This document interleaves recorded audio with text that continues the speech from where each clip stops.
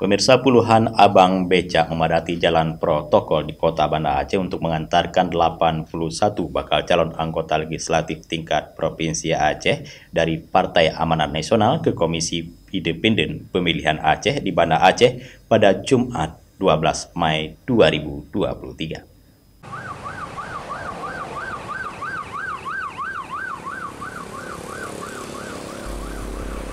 Rombongan bakal calon legislatif Partai Amanat Nasional Provinsi Aceh dipimpin langsung oleh Ketua DPW Muardi Ali dan disambut Ketua KIP Samsul Bahri, Wakil Ketua Tarmizi dan anggota Ranisah, serta perwakilan Panwasli Aceh. Dalam sambutannya, Muardi Ali mengatakan, tanggal 12 Mei sesuai dengan nomor partai, PAN Aceh dengan bangga mendaftarkan 81 calon anggota DPRA. Mantan Bupati Aceh Besar tersebut berharap dari 81 bacalek yang mendaftar dapat terpilih semua menjadi anggota dewan.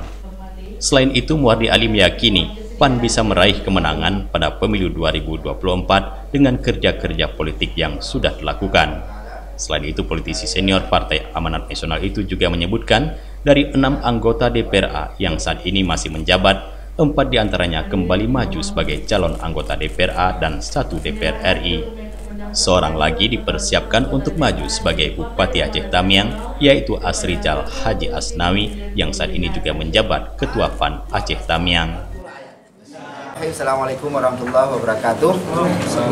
Kawan-kawan semua, hari ini tanggal 12 Mei 2023, Partai Amanat Nasional mendaftar 81 calon anggota DPR Aceh ke KIP Aceh untuk mengikuti pemilu 2024. InsyaAllah berdasarkan informasi dari Sekretariat KIP bahwa pendaftaran yang paling meriah itu sudah 4, itu Partai Amanat Nasional, karena memang diiringi oleh beberapa pengurus yang berhadir. Kami bangga sekali telah diterima tadi oleh Ketua KIP Aceh, KIP Aceh, dan hari ini tentu saat ini kita sama-sama ya ingin menjumpai rekan-rekan media untuk menyampaikan ke publik bahwa PAN sudah mendaftar kader-kader terbaik ya, di seluruh Aceh, seluruh dapil untuk mengikuti pemilu tahun 2024. PAN Aceh menargetkan bisa meraih 12 kursi DPRA dari 10 dapil di Aceh dengan komposisi caleg yang dimiliki yaitu dari kader, tokoh agama, tokoh Muhammadiyah, dan kalangan milenial. Dari Banda Aceh, Tim Liputan Aceh TV melaporkan.